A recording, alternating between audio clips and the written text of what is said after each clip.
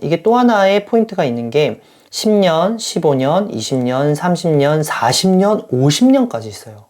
네. 그래서 이게 딱 처음 봤을 때는 와, 50년까지 있다고? 이거 획기적인데? 이러면 원금이랑 원리금 상환, 한마디로 이자가 좀 길게 뺄 수 있으니까 한 달에 내는 돈이 줄어들 수가 있잖아요. 그래서 좋다 이랬는데, 국대님, 신문에서 특례보금 자리론? 네. 이런 게 나왔더라고요.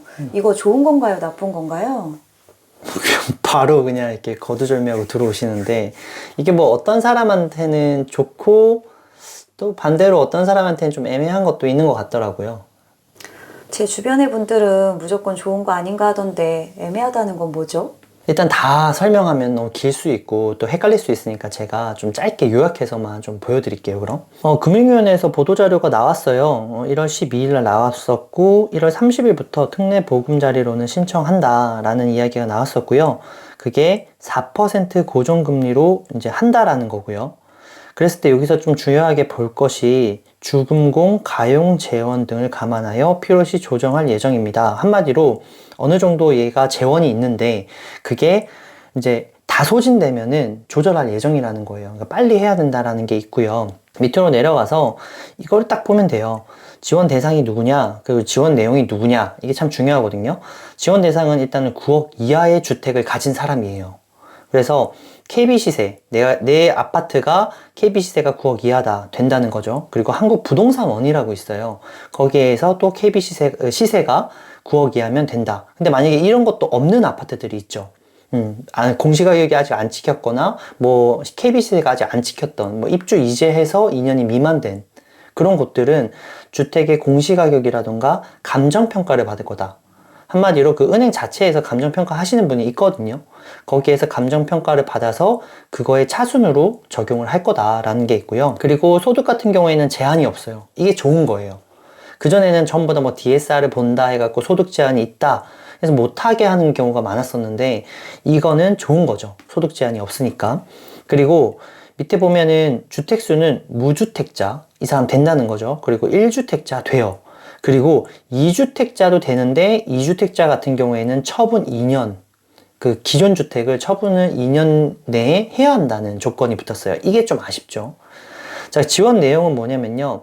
최대 한도가 5억까지예요. 이전보다는 좀 늘어난 거예요. 이전에 뭐 안심전환 제출이라던가 그런 것보다는 좀 늘어났다고 볼 수 있고, 그리고 LTV 최대 70%가 가능한데 여기 별표가 있죠. 별표 보면 아파트 그리고 규제 지역은 5에서 10% 추가 차감한다.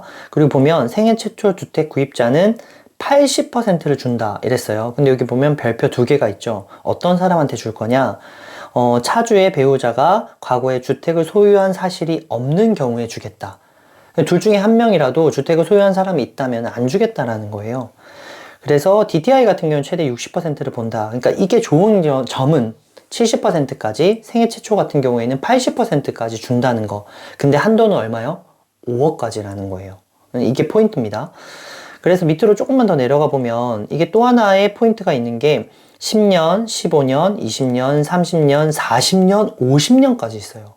네. 그래서 이게 딱 처음 봤을 때는 와, 50년까지 있다고? 이거 획기적인데? 이러면 원금이랑 원리금 상환, 한마디로 이자가 좀 길게 뺄 수 있으니까 한 달에 내는 돈이 줄어들 수가 있잖아요. 그래서 좋다 이랬는데 아니나 다를까 이게 다 주는 게 아니더라고요. 만기 40년짜리는 만 39세 이하 이런 분들에게 또는 신혼부부에게 혼인기간 7년 이거 잘 보셔야 되고요. 그리고 만기 50년은 만 34세 좀 줄어드는 거죠.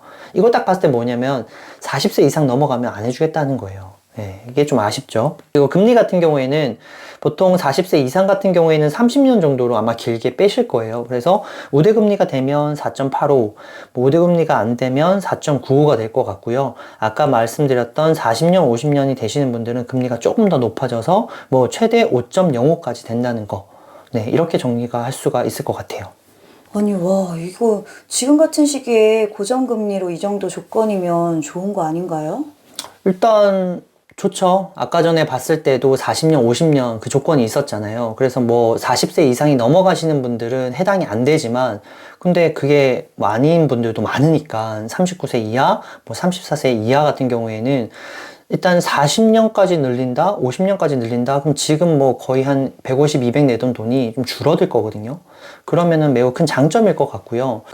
조금 우리가 생각해 봐야 되는 게, 이게 정말 다 좋은가도 좀 한번 고민해 봐야 되잖아요. 근데 이 상황에 따라 좀 다를 것 같아요. 저도 이거 딱 봤을 때, 야, 이거 좋다. 이거 무조건 받아야 된다. 이 생각이 들었는데, 제가 아는 지인이 있어요. 지인이 지금 주택 가격이 한 7억 정도가 되거든요.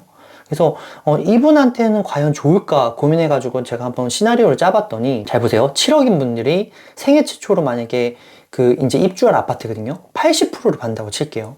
그래서 이제 입주를 해. 7억이면은 80%면 5억 6천까지 나오죠. 근데 아까 전에 뭐라 했죠? 최대 한도가 5억. 5억이라고 했죠. 한 6천만 원 정도를 좀 못 받아요. 그리고 이거보다 돈이 조금 더 뭐 7억에서 7억 5천 되거나 8억 되시는 분들, 이제 입주해야 되거나 그 아파트를 생애 최초로 사시는 분들은 80%를 했을 때는 좀 덜 받는다는 거죠. 한도가 정해져 있으니까.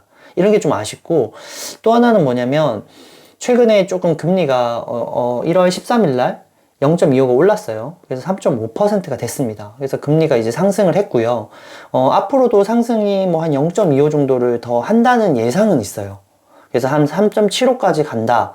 뭐 더 갈 수도 있겠지만은 최근에 미국도 좀 뭐 CPI 지수라고 해가지고 소비자 물가지수 좀 내려갔거든요. 그래서 와, 이거는 살짝 올 하반기나 내년 초나 금리가 좀 내려갈 수도 있겠는데 라는 좀 기대 심리가 있어요. 근데 만약에 지금 고정금리로 딱 받았다. 그러면 금리가 상대적으로 갑자기 쭉쭉 내려갈 수는 없겠지만은 그래도 우리가 기대는 또 해볼 수가 있잖아요. 물론 기대지만, 그랬으면 좋겠지만 그런 경우도 또 한번 관과할 수 없다라는 거예요. 그래서 이게 다 좋다 이런 거는 아니지만 그래도 확실히 좋은 부분은 있다. 좋은 부분이 있다라고 얘기할 수 있을 것 같아요. 그렇군요. 무조건 다 좋은 건 아니네요. 그래도 금리 인하는 진짜 말 그대로 가능성이니까 금리가 더 올라갈 수도 있거나 올라간 상태로 유지가 된다 하면 이게 좋은 거 아닌가요? 맞아요. 그러니까 금리를 일단은 높게 지금 되고 있는 상황이고, 그리고 그거에 반해서 5%로 된다는 거는 좋은 거죠. 그래서 아까 말씀드렸던 대로 신혼부부 또는 34세 또는 뭐 39세, 40년, 50년으로 해서 고정금리로 받으신 분들은 확실하게 부담이 줄어든다. 그건 맞는 것 같아요. 그래서 이런 분들은 이번에 1월 30일 전에 조금이라도 빨리 움직여서 좀 이렇게 대출을 좀 받으셨으면 좀 갈아타게 했으면 좋겠고, 또 얘가 중도금 대출이 그 전에 대출이 만약에 있다고 하더라도 갈아타기가 할 때 중도상환 수수료를 안 내요. 면제해 주도록 돼 있거든요. 이런 거는 큰 장점이죠. 근데 이제 고민하셔야 될 분들은 아까 제가 말했던 대로 생애 최초로 받는데 돈이 단돈 1,000만 원이라도 좀 궁하신 분들이 있잖아요. 이게 참 있어야지만 되는 분들. 그런 분들한테는 한도 금액이 정해져 있는 게 좀 아쉽잖아요. 그런 한도 금액이 어떤 분은 진짜 6억까지 받을 수 있는데 5억만 받아야 된다는 경우. 그럴 때에는 진짜 좀 고민을 해보셔야 될 것 같아요. 왜냐면 지금 내후년 되면은 금리가 어떻게 될지 모르겠지만은 조금 이렇게 내려갈 가능성도 있기 때문에 그런 것들은 좀 고민해 봐야 된다는 부분이 있고요. 근데 또 하나는 또 뭐냐면 아직까지 2주택자, 아까 나왔죠. 2주택자는 2년 내에 처분해야 된다. 그게 있었잖아요. 네. 근데 그런 분들은 그러면 하지 말아야 되냐? 아직까지는 그게 2년 내에 요즘에는 잘 팔기가 힘들어요. 솔직히. 근데 2년 뒤에는 어떻게 될지 모르겠지만, 이게 안 팔았을 때는 어떻게 될 건데, 그거에 대한 후속 조치가 아직 나와 있지 않아요. 그리고 분양권 같은 경우도 분양권은 주택수로 보거든요. 그래서 그러면은 내가 집 하나 갖고 있고 분양권을 하나 가졌을 때 2주택자잖아요. 근데 이거를 입주 시점으로 볼 건지 지금 가진 시점으로 볼 건지도 아직 안 나왔어요. 그러니까 아직까지 후속 조치가 명확하게 좀 안 나와서 1월 30일 전에는 좀 명확하게 나올지 안 나올지는 잘 모르겠지만 그런 것들을 만약에 받기 전에 은행에다가 좀 물어보시면서 잘 검토하신 후에 받았으면 좋겠다. 근데 확실한 거는 이게 좋냐 안 좋냐라고 봤을 때는 지금은 좋은 쪽에 좀 많이 기울어져 있다라고 볼 수 있을 것 같아요. 그래서 최근에는 이렇게 분양을 살리기 위한 그런 정책들이 많이 나왔어요. 뭐 둔촌주공 살리기다 하면서 PF를 많이 해준다. 그다음 그런 것들을 전부 다 완화해 줬었거든요. 근데 이번 특례보금자리론 이거를 딱 내주면서 저는 좀 무슨 생각을 했냐면 이 기축들 기존에 있었던 그냥 아파트들도 조금 그래도 숨통을 틔워주는구나. 이 사람들이 조금 물건을 거래할 수 있도록 좀 도와주는구나 라는 생각이 들었고요.